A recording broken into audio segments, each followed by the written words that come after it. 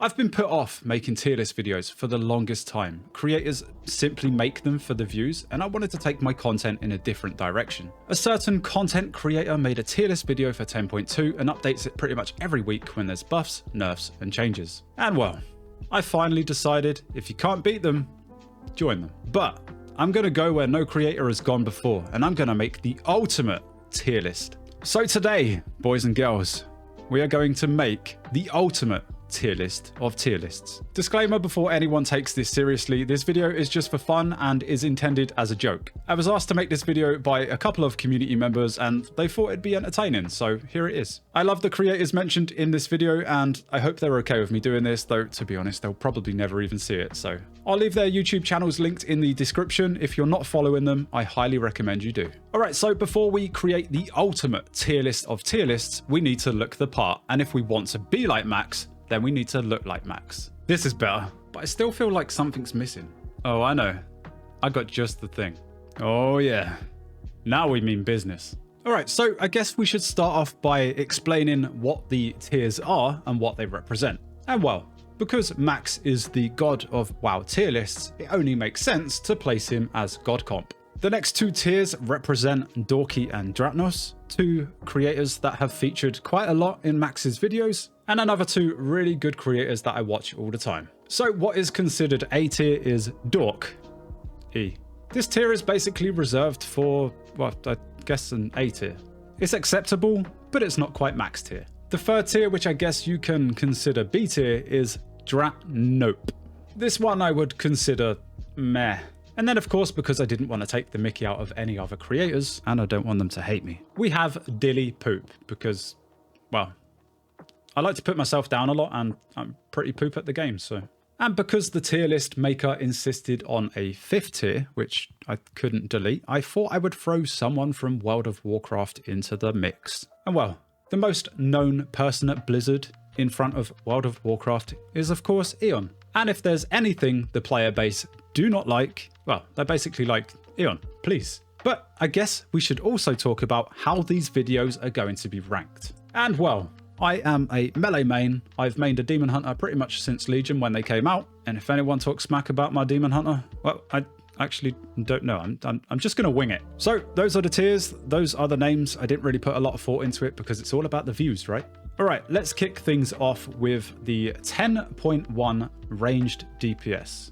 Wait, what? I don't even know how this got into the video, but this is a 10.2, so I'm Eon, please. All right, the next one's 10.2, I swear, and I've got the ordering a little bit mixed up, but he started with the tanks. And in this particular video, he had both Dorky and Dratnos to go over some of the tanks and to give their opinions on each and every one. And if they're allowed to be biased, I'm allowed to be biased too. Now, I've played a few tanks, but not at a very decent level. I'm at the process of getting my Guardian Druid all of his portals. I know, I could have picked a harder tank, right? But in this video, they do go over their thoughts, and because Demon Hunter has gone through some changes, they talk about Vengeance, and they place Vengeance at the top as the best tank. So although you're probably thinking straight away this goes into Max tier, right? Well, I could do that. I could drop it into Max tier, and I probably should, right? Because it's a Demon Hunter. But this one in particular, they're talking about Vengeance because it's a tank, and I play Havoc. I've never really got on with Vengeance. And if we just sit back and think for a minute and take things seriously, if Vengeance Demon Hunter is meta in 10.2, who's going to take a Havoc? You're not going to see both of them. So I think for that reason, and that reason alone, it has to be dropped down to Dork E. I didn't really get inventive with the names, I'm sorry. All right, moving on to the healers. Now, I don't do too much healing, nor am I very good at it, though for Season 2, the community voted for the Mistweaver Monk. And in this video, they are actually spoken about very, very highly. Some really good changes, but past dictates Mistweaver get excited patch after patch when they're given, I don't know, nice tier sets, buffs and changes, and then they get absolutely pooed on and they start moving down the list. So they did consider Mistweaver S, and Mistweaver's probably my favorite healer, but I also don't really care for healing so much, so I think I'm going to bump that down an extra one. And then we get into the good stuff, the DPS. Now, at the time of making this video, there weren't actually any Demon Hunter changes, so I would consider it poop at this point. However, Max does raise a very good point and something that I agree on. So let's go on a little history trip back to 10.1.5. We had the rework of Guardian Druid. We had the rework of Holy Paladin. We had the rework of Mage. We had the rework of Shadow Priest. In fact, I don't know if it was Shadow Priest or Priest in general, or maybe they just got tweaks. I really don't know about Priest, but Priest is in there as well. And then, of course, we had the introductory of the Org Evoker, which broke everything. That was 10.1.5. All those specs meshed together, and, well, if I was going to rank them now, they'd be in max tier, right? Because that was God Comp, and has been for many months now. So history kind of dictates at this point, when they rework a character, is going to be incredibly busted. So right now, when I think of Demon Hunter, and even perhaps Rogue at this point, it's very hard not to see them in S tier. So for that reason, and that reason alone, surely Demon Hunter is going to be God Comp. And then, a week later, like the genius Max is, he decides update number 1 on everything. And this is where you guys are probably thinking, Demon Hunter is S tier. Surely now we're going to see some Demon Hunter changes. Well, actually, there weren't any changes, and I don't even remember Demon Hunter being mentioned in the video. So I guess this one goes down to Eon, please. And it is 10.2, so it can't be like the worst one. I guess we place it there. Yeah, that feels right. We then move into update number 2. That's right, he did it again. But this time we got big Demon Hunter changes. Unfortunately though, no one with any credibility was actually able to test it in time for Max's video. Max, my dude, Dilly's available. Hit me up. Pff, who needs Jedith? So update 2 brought lots and lots of Demon Hunter changes, some very big ones. I believe at this point Demon Hunter was in the A tier, considered like feeling really good, but apparently there was no Demon Hunters available that Max could talk to. Well, I guess Dilly isn't a credible source, so you're probably thinking this is like meh. I mean, great changes and all, right? But there was no one around to form an opinion, so the Demon Hunter didn't really move and wasn't spoken about other than the changes that happened. But Max, you messed up, man. You didn't contact Dilly. You didn't ask for Dilly's opinion, so for that I think it's poop. And then we got update number 3. That's right. He carried on. He did it again. A third update. Now, this one was a tricky one to rank and think about, but we did get some very good changes, some buffs to our kit, and Havoc Demon Hunter looked like it was in a very good spot and spoken very highly of. So I think for that, maybe after the rework, because the rework itself was considered very big news. I think it goes after that, but that is, of course, has to be Max. #GodTier. But when you thought things couldn't get any better, a few days later, update number 4.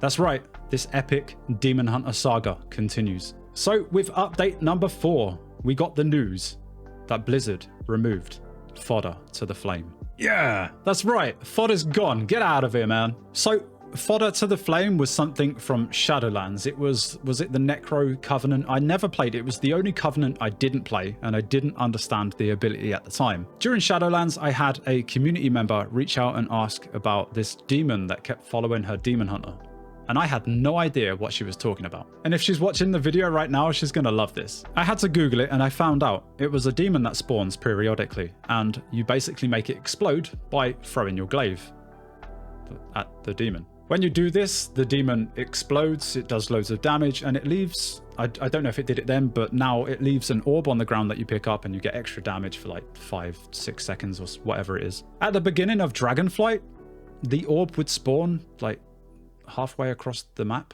You'd have to move away from your enemies to get it, and it was just awkward. And then they decided they were going to change it so that it spawned closer to you or very close to you. More often than not, it spawned behind you, not the direction you were going or facing, and it was just a pain in the ass to deal with. So the fact that they have removed it, I am very happy, because although I didn't like it, I always felt like I had to take it because nothing else did that much damage. It was horrible to play around with. I mean, in the beta, it was actually really fun because I think it scaled off of haste and it basically spawned like every 5 seconds. The damage was ridiculous. You could basically keep the buff up all the time. The beta variation I actually didn't mind, but the current version we have in the game, I have no love for. So I'm glad to see the back of it, and because of that, I mean, again, after the rework, but I think this one's a bit better than the update number 3. Of course, it goes into God tier. Sorry, I mean max tier. And yeah, I am very, very happy about this change. There was a lot of other important information within the video, but that was really the only thing I cared about. So these are all of the 10.2, but I thought I would add a couple more because it looked a bit bare and need the watch time, I guess. So keep watching. So Max returned once again. He had more bright ideas for tier list videos. And this time, Max himself, Dorky and Dratnose got together and they spoke about the current affixes. They kind of changed the rules halfway through the video. They ranked basically the S tier were the easy ones, like entangling was at the top. And then they had some of the horrible ones near the bottom, like bolstering and, you know. But of course, the one they spoke about the most, and they all agreed that they want it removed from the game, which I'm all for, was Sanguine. Yeah, that's right. F's in the comments for Sanguine. That sucker needs to go. And by all means, this doesn't beat any of the Demon Hunter changes, but I mean, well, I like easier fixes because I suck at the game. So Sanguine getting rid of as well, I'm all for. I think that needs to go in max tier, right? Yeah, surely. And then we have the last tier list on the list, and this one, wait. This is a tier list of tier lists? This video idea has been done before? By Max? 12 seconds later. Wait.